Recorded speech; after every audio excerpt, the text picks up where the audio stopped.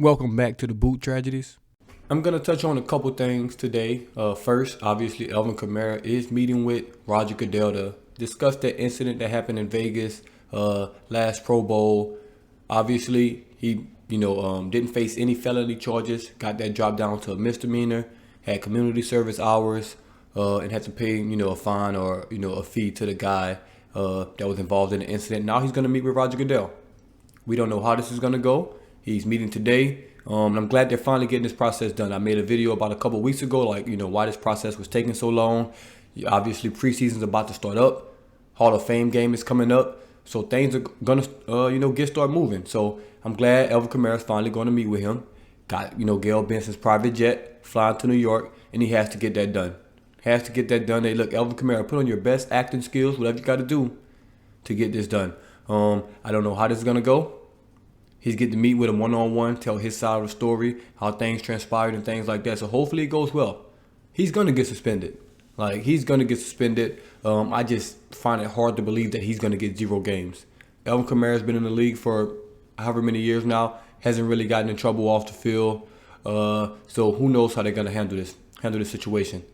The Saints in the NFL, man, the beef is there. The beef is there. No matter what anyone says, it's something there. It's something there with the Saints organization, and it's something there with the NFL. No matter how you slice it. So we'll see how this plays out. Obviously, if he gets suspended, Jamal Williams, Kendre Miller, they're gonna have to step up. They're gonna have to, be put in different situations. We're gonna have to sign another running back. I would assume, or somebody on that, on the training camp roster right now will have to step up to assume that third role. But hopefully, Alvin Kamara is suspended for the least amount of games possible. I think the best case scenario is 2 games. If he's suspended for 2 games, I think that's the best case scenario for the Saints. I think worst case scenario is 6 games. Anywhere in between there, it's just kind of what I expect at this point. So I'm very interested to see what Roger Goodell does with this situation, how this plays out, if the Saints are going to appeal or Alvin Kamara is going to appeal. I think if it's 6 games, he may appeal. If it's 2 games, I think he's just going to take that and just go about his business. If it's 2 games, don't even waste your time on appealing. Just take those 2 games and get ready for the season. Next up, I do want to talk about Michael Thomas. Michael Thomas and kind of Marshawn Lattimore. Every time we go to training camp, we always talk about position battles. You got Adebo versus, Alante Taylor, things like that. Receiver battles for that wide receiver 4 spot, backup quarterback battles, any type of battles. But what people forget is you're battling the people, in front of you. Wide receiver versus DB, left tackle versus defensive end, center versus, D tackle, things like that. And Michael Thomas missing football for about 2 years, playing 1 game and a half, last year, things like that. He's coming back, and guess what? He's coming back into Marshawn Lattimore, and they've been battling that practice. I've seen videos. Lattimore's been getting the better of him. Michael Thomas gets some as well, but Lattimore's been winning that battle. And that's the best thing I think for Michael Thomas is to come back and you're facing Marshawn Lattimore. I think that's a really, really good thing for him. It's going to get you back up to speed quick. Because I said Marshawn Lattimore, this is my prediction, is going to show the NFL that he's the best corner in the NFL. He's going to prove that this season. When the NFL Top 100 comes out next year, he's going to be top 10. I think he's going to be that good and have that good of a season. And Michael Thomas, facing him every day at practice, getting better and better with each rep, is only going to help him. Even with, if he doesn't face Lattimore, he still got Alante Taylor. You still got Paulson Adebo. You still got Robe. You still have some very quality cornerbacks that you're going to have to face. And I think that's going to help Michael Thomas. I won't say development because he's 30 years old. He's been in the league for a minute. So not really development, but, to help him to get up to speed quicker, get up to that game speed, going against Marshawn Lattimore every day, it's only going to help him. It's only going to help the Saints, and also helps Lattimore. Lattimore is going against so many different type of receivers that that the Saints have. You got A.T. Perry, who's a big guy. You got Michael Thomas, who's strong, physical, one of the best receivers, in the league when he was at his peak. You got Rashid Shaheed that'll just burn you deep. Chris Olave, who can kind of do it all. So, that receiver versus cornerback battle has been a good one to, kind of see from the outside looking in. I think those guys are doing a very, very good job at it. And Michael Thomas versus Lattimore, man, that's just what we want to see. That's what we want to see. Best on best. Who's going to win? I see Nick Underhill tweet that, Marshawn Lattimore is his MVP of camp. That doesn't shock me. Like I said, he's going to be the best corner in the NFL this year. I'm 100% standing on that hill, dying on that hill. I just know it's going to happen. I just feel like this is his breakout campaign. After that amazing rookie season, kind of been in the mix, top fives, some people's top seven and things like that. Being hurt last year, I think this is the year where he makes that stamp, stamps himself as the best corner in the NFL. That's just my opinion on that.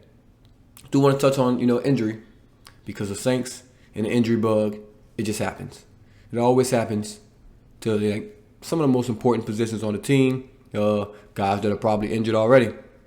This time, Andres Pete, a couple days ago, he suffered the same injury as Trey Turner. This time, it's not as severe as Turner's. Turner's out for the season. Pete's just going to be, I don't know how long it's going to be, not going to speculate on that, but quad strain. Andres Pete, once again, he's getting hurt. I mean, we brought in Turner because we knew Pete was going to eventually get hurt. That's just kind of how Andres Pete's career has been going. He's going to get hurt eventually. You're going to need somebody to back him up. Obviously, Ruiz is coming back from injury. You got Penny coming back from injury. So you knew Pete was going to get hurt. So you brought in a backup, but he's already out for the season. So you bring in another backup. It's just, he's very, very unreliable. You can't depend on him. And I like Pete. I think he's a solid guard, but the injuries and the big misses, it's just been a black eye, on his career, on his tenure with the Saints. And I do think this is his last season with the Saints.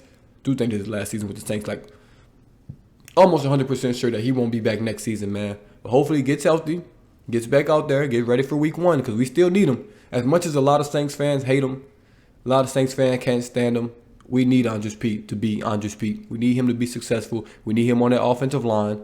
And that just is what it is. He's got 1 year left, 1 year on his deal left. Need him to just, hey, man, give us 14 games. Give us 13 games. Give us something and get ready for a playoff run if we have one. But the constant being injured, obviously he doesn't want to be injured. But the constant being injured, not being reliable, it's just the Saints can't have it. We need guys that are going to be out there on the field, man. I know he's not controlled. You can't really control these injuries sometimes. To a certain extent, you can with your off-season regimen, the way you warm up, things like that, taking care of your body. But I mean, these big guys trying to move, you can't. They can't take a play off. So I get it. But the injuries, man, I'm getting tired of them. I don't even have much more to say on the Andres Pete front, just because it's happened so many times. I've already said in like every other video that Andres Pete's gonna get hurt at some point. You just have to be ready for it. You just have to hope it's not serious. And now he's hurt, and we'll see what happens. Penny's been back out there. He's been getting that left tackle run. I think that's just his job. Like I've said all along, they want him to win that job. Just how they want Peyton Turner to win that job, they want their first-round picks to win those jobs. But I've went over that a couple times, man. But that's it. Alvin Kamara, we'll see what happens with that. Michael Thomas versus Lattimore. I love to see it. Andres Pete injured. We all knew that was going to happen, man. But thank y'all for tuning in. Once again, as always, this is the Boo Tragedies, and I'm out. So one last time, let's make the greatest man